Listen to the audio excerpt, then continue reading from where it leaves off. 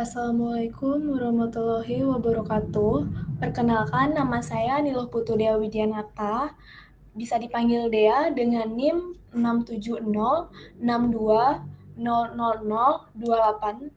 dari jurusan D3 Rekayasa Perangkat Lunak Aplikasi Fakultas Ilmu Terapan.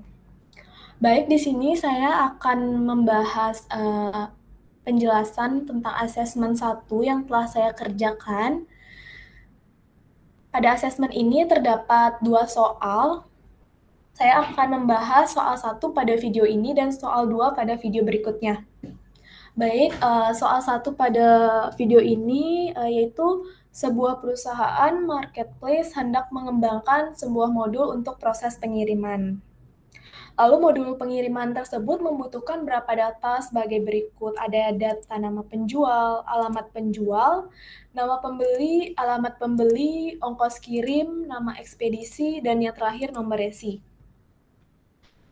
Baik, terdapat beberapa komponen opsional yang dapat dipilih oleh pembeli.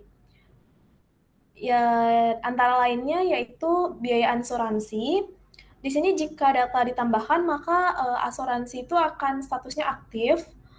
Lalu yang kedua itu proses pengiriman dengan dropshipper, yang mana data tambahan pada dropshipper ini nama dropshipper dan nama alamat dropshipper. Oke, untuk yang ketiga di sini, jika pembeli menggunakan jasa asuransi dan ongkos kirimnya lebih dari 20.000, maka pembeli akan mendapatkan diskon ongkir sebesar 5.000. Baik, pada tugas ini membangun modul pengiriman yang mana memfasilitasi komponen tambahan dengan memanfaatkan fitur dari polymorphisme dan overloading. Sini struktur dari konstruktor overloading-nya harus dapat memfasilitasi yang pertama data utama saja, lalu yang kedua data utama dan data asuransi, lalu yang ketiga data utama dan data dropshipper, dan yang terakhir itu data utama, data asuransi, dan data dropshipper. Di sini juga sudah ada beberapa contoh jalannya aplikasi program ini, dan di sini sudah ada catatan dan petunjuknya. Oke, baik. Sebelum ke proses programnya atau aplikasinya, saya akan menunjukkan diagram kelas dari soal nomor 1 ini. Di sini ada kelas pembeli, lalu transaksi, ekspedisi, penjual, dan dropshipper. Dari kelas transaksi ini include ke kelas pembeli, lalu kelas ekspedisi juga include ke kelas pembeli, lalu begitupun penjual dan dropshipper. Nah, di sini kelas penjual dan kelas dropshipper-nya itu ada hubungan relasi ekstens gitu dari kelas penjual dan dropshipper. Baik, selanjutnya saya akan memperlihatkan dari program itu sendiri. Baik, di sini ada yang pertama, sebelum itu saya di sini membuat 5 kelas. Ada kelas pembeli, lalu penjual, ekspedisi, transaksi, dan dropshipper. Pada kelas pembeli ini sendiri, saya juga menjadikan satu dengan kelas main. Kelas mainnya ada di kelas pembeli. Baik, di kelas pembeli ini ada variabel, string nama, dan string alamat. Pada kelas pembeli ini terdapat relasi antar transaksi, penjual, dropshipper, dan ekspedisi.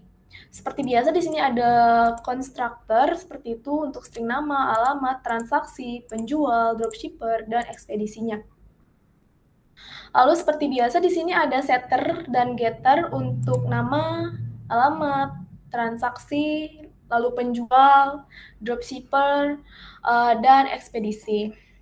Baik, di sini selanjutnya ada jalannya program aplikasi ini untuk asuransi untuk yang menggunakan asuransi dan dropshipper.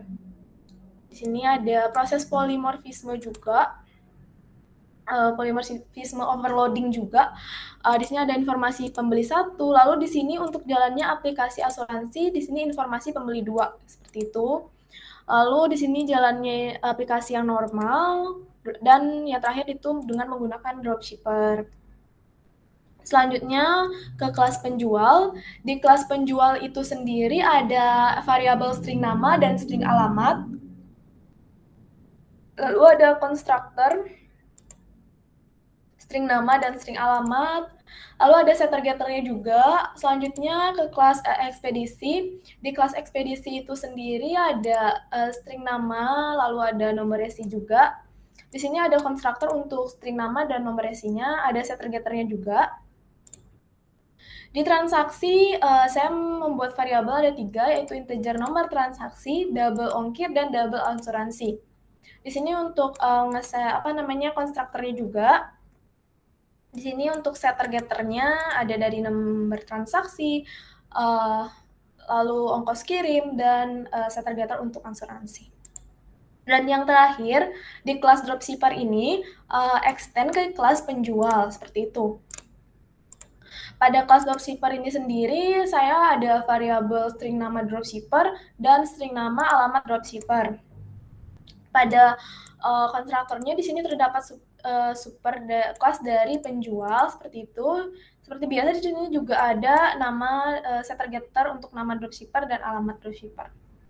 Baik, selanjutnya ke kelas main. Pada kelas main ini gunanya untuk ngeprint gitu program yang telah dibuat, program aplikasi yang telah dibuat. Saya akan jalankan programnya. Baik, di sini sudah ada keluar program dari asuransi dan dropshipper, lalu yang menggunakan asuransi saja, normal, dan dropshipper. Baik, di sini saya akan melihatkan apakah sudah sama atau tidak. Baik, yang pertama di sini ada nomor transaksi yang asuransi dan dropshipnya menggunakan nomor asuransi nomor transaksinya 1. Lalu di sini juga menggunakan nama pengirimnya di sini dropship 1 sudah sama. Nominal asuransinya 40.000 seperti itu. Ini juga yang asuransi 2 juga sudah sama. Dari nomor transaksi, nomor resi, nama ekspedisi, ongkos kirim, nama pengirimnya, dan yang lainnya. Yang normal juga sudah sama, tanpa asuransi dan tanpa dropship, dan yang dropship ini menggunakan nama pengirimnya yaitu dropship 2. Baik, mungkin sekian dari penjelasan aplikasi pengiriman yang dapat saya sampaikan. Jika ada kurangnya, mohon maaf. Saya tutup. Wassalamualaikum warahmatullahi wabarakatuh.